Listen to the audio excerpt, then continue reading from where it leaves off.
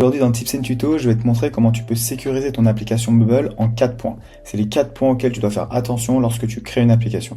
On va commencer avec le numéro 1, les Privacy Rules. Les Privacy Rules, c'est les règles pour protéger tes bases de données. Typiquement là, on est sur une application test. C'est l'erreur à ne pas faire, c'est d'avoir ici toutes mes bases qui sont publicly visible. Tout simplement, si je vais sur ma base de données ici, client et que je clique, on voit que this type is visible by everyone. Tout le monde peut voir ce qu'il y a dans cette base de données.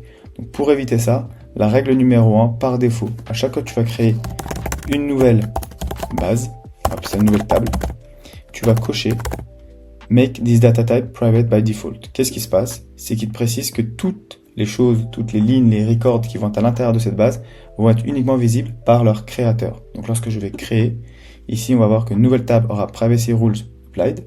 Et lorsque je vais cliquer dessus, je vois que j'ai une règle par défaut qui s'appelle Visible to Creator. 10 nouvelles tables créateur, donc la personne qui crée le record, la ligne, l'enregistrement dans cette base. Si l'utilisateur actuel, donc le current user, c'est bien cette personne qui a créé la donnée, alors elle pourra voir la donnée. Les autres ne pourront pas. C'est ce que tu as par défaut dans la base de données user. This user is current user. Ça veut dire que moi, Siamac, lorsque je suis connecté sur l'app, je peux voir uniquement les datas de Siamac. Everyone else default. Personne ne peut voir les informations liées à Siamac. C'est la règle numéro 1. Le point numéro 2. Le point numéro 2, tu vas ici dans tes settings, dans API, et tu vérifies bien que tes API sont ouverts ou fermés en fonction de ce dont tu as besoin, mais que globalement, il faut que tu sois conscient de ce que tu vas faire. Ici, tu as les API de ton app, c'est en gros l'accès de ton app via l'extérieur. Enable Workflow API and Backend Workflow, c'est les Backend Workflow qui sont ici. Donc, ce que tu vas faire, c'est que si tu viens et que tu décoches Enable API et tu décoches Enable Data API, ton application est protégée, personne ne peut y accéder. Tu vas aussi cocher Hide Swagger API Documentation Access. Ça, c'est la documentation API de ton app. Globalement, la cacher, c'est pas une technique de sécurité, mais c'est mieux lorsque tu n'as pas tes API ouvertes.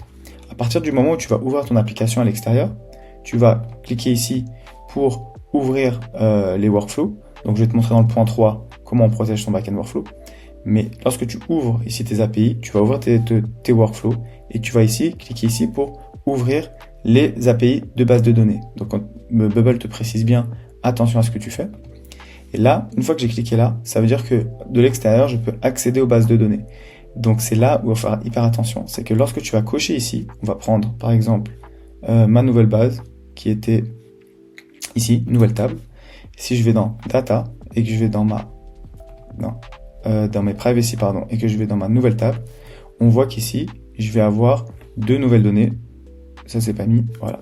Je vais avoir modify via API, delete via API et create via API. Ça veut dire qu'à partir de maintenant, on va pouvoir donner l'accès à la création, la suppression et la modification via API. Donc là, on ouvre une vraie brèche si on ne le maîtrise pas. Garde en tête qu'il faut que dans tes settings, que si tu ne veux pas donner accès à ton app à l'extérieur, tu décoches. Et tu vérifies bien que tout est décoché au niveau de tes tables. Ici, pour être sûr et certain que tu n'as pas ouvert tes API. Maintenant, si tu veux les ouvrir, quand tu vas activer ici et que tu vas être au niveau de la base de données en question, tu dois aller bien setup tes privacy pour éviter une modification que tu ne souhaiterais pas. Surtout ici, dans Everyone Else, tu penseras à toujours décocher Modify, Delete et Create. Le point numéro 3 a été corrigé par Bubble, mais je vais quand même te le présenter pour que tu saches exactement ce que tu fais. Lorsque tu es dans tes backend workflow ici, que tu vas créer un nouveau API workflow, ici, à l'ancienne, Bubble cochait par défaut Expose as a public API workflow. Donc par défaut, c'était exposé au public. Donc maintenant, c'est bon, c'est plus le cas. Mais sache que quand tu vas créer un API workflow, ces 3 cases sont décochées. Laisse-les décocher si ton workflow, ton backend workflow reste interne à ton app. À partir du moment où tu veux la rendre accessible à l'extérieur, tu vas cocher sur Expose as a public API. Et là, ton workflow est ouvert au public et là, tu ouvres une autre brèche. Donc par défaut, garde toujours ça décoché.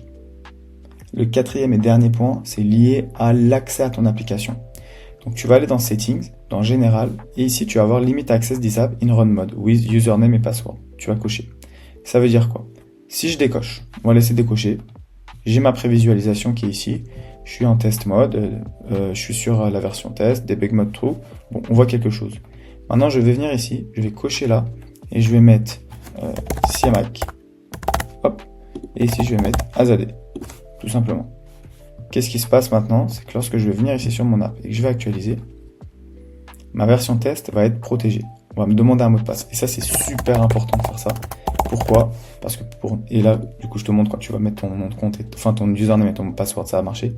Pourquoi c'est super important? Parce que il suffit de prendre n'importe quelle application développée sur Bubble, de mettre / version test, et à ce moment-là, n'importe qui a accès à la version test de ton application et potentiellement à des features auxquelles il n'aurait pas droit. Petite info, do not apply password for live, tu le coches, parce que du coup ça va s'appliquer aussi à la version live. Toi tu le veux uniquement pour ta version test, donc tu vas le cocher pour que ça ne s'applique pas sur ta version live.